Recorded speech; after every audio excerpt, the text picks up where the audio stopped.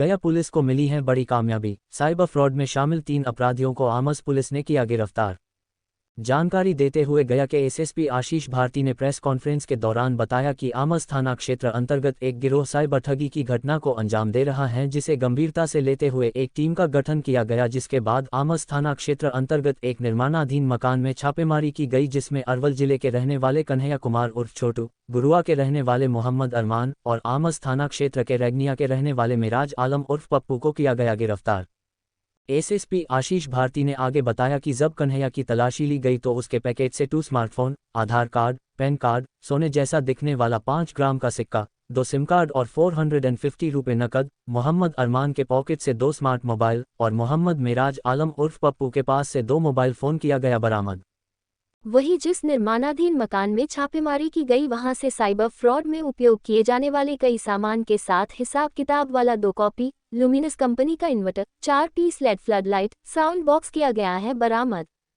SSP Ashish Bharti ने आगे बताया, ये लोग ऑनलाइन प्लेटफॉर्म पर डिस्काउंट का लालच देकर लोगों से सामान ऑर्डर करवाते थे और फ्रॉड कर उस सामान अपने दिए पते पर मंगवा लिया करते थे। इस प्रकार से लोग ऑनलाइन ठगी के शिकार हो रहे थे, जिसे वक्त रहते गया पुलिस ने इस पूरे मामले का अब खुलासा कर लिया है और 3 साइबर फ्रॉड को गिरफ्तार कर लिया गया है। के लिए अपना नंबर भी जारी किया जाता है। इसी क्रम में एक जानकारी प्राप्त हुई आमस थाना को कि आमस थाना क्षेत्र अंतर्गत कुछ एक स्थान पर कुछ लोगों के द्वारा वहां पर साइबर फ्रॉड की घटना को अंजाम दिया जा रहा है। इसके बाद आमस थाना के द्वारा इसकी सूचना वरीय पदाधिकारियों को दी गई, तो उसके बाद सिटी एसपी, एसडीपीओ शेरघाटी और एसडीपीओ डीएसपी साइबर क्राइम और एसएचओ आमस को निर्देश दिया गया कि इस संबंध में वहां पर छापेमारी करते हुए त्वरित कार्रवाई करने के लिए तो एसएचओ आमस के द्वारा वहां पर छापेमारी किया गया और वहां से 3 लोगों को गिरफ्तार किया गया और उसमें से पुलिस को देख करके कुछ लोग वहां से भाग भी गए। इस संबंध में जब उनका तलाशी लिया गया तो तलाशी के क्रम में एक कन्हैया कुमार और छोटू के पॉकेट से 2 स्मार्ट मोबाइल, आधार कार्ड, पैन कार्ड, 5 ग्राम का एक सिक्का सोने जैसा दिखने वाला, 2 सिम कार्ड और 450 रुपये नगद, मोहम्मद अरमान अनवर के पॉकेट से 2 स्मार्ट मोबाइल और मोहम्मद मिराज आलम के पास से 2 स्मार्ट मोबाइल फ़ोन बरामद किया गया। और जो निर्माणाधीन मकान है उसके कमरे से काफ़ी सारा जो साइबर फ्रॉड का सामान था उसको बरामद किया गया। साथ में साइबर फ्रॉड के लिए जो उपयोग किया जा रहा था हिसाब किताब वाला 2 कॉपी उसको भी बरामद किया गया, जिसमें अलग अलग दिन का जो भी साइबर फ्रॉड से उसमें पैसे का लेन देन का उसमें हिसाब किताब है, जो फ्रॉड का हिसाब किताब है उसको लिखा हुआ बरामद किया गया। इसके बाद अमेज़ॉन लिखा हुआ खाली एक डब्बा, एक ल्यूमिनस कंपनी का inverter, LED flood light 4 piece, एक जेबीएल कंपनी का साउंड बॉक्स भी बरामद किया गया। इन लोगों से फिर इसके बाद अग्रतर पूछताछ की गई। इन लोगों के द्वारा बताया गया कि ये लोग ऑनलाइन जो प्लेटफॉर्म्स होते हैं उन पर अपना ऐड देते थे और उस ऐड पे डिस्काउंट के काफ़ी कम दर पर और काफ़ी अधिक डिस्काउंट दे करके सामान की बिक्री का उसमें प्रलोभन देते थे। जब ये लोग उस पर प्रलोभन देते थे और कोई भी व्यक्ति उस पर क्लिक करता था तो उसका जो इनका जो वेबसाइट था उस पर चला जाता था और उसके बाद ये उनसे फ़ोन के माध्यम से संपर्क करते थे और जब फ़ोन के माध्यम से संपर्क करते थे और उनको एनीडेस्क के माध्यम से को भी डाउनलोड कराते थे या फिर उनको फ़ोन्स के माध्यम से संपर्क करके उनका ओटीपी और जो अन्य जो क्रेडिट कार्ड डिटेल्स है, डेबिट कार्ड डिटेल्स है उसको ले लेते थे। उसके बाद जो सामान ऑर्डर होता था उसको ये अपने एड्रेस पे मंगवा लेते थे। पैसा जो उस व्यक्ति का है उनका कट जाता था और सामान इनके पास आ जाता था। तो इस तरीके से इनका चल रहा था। इसके माध्यम से ये लोग जो अपने घर का सामान है, अपनी ज़रूरतों का सामान है वो भी मंगवाते थे, प्लस जो सामान इनको हाई वैल्यू का सामान है जैसे गोल्ड कॉइन है तो उसको मंगवाते थे ताकि उसकी बिक्री वो करके और प्रॉफिट उसका जो सेल से जो पैसा मिलता था उसको ये लोग आपस में बांट लेते थे। तो इस प्रकार से इन लोगों के द्वारा पिछले कई महीनों से इस प्रकार का काम किया जा रहा था।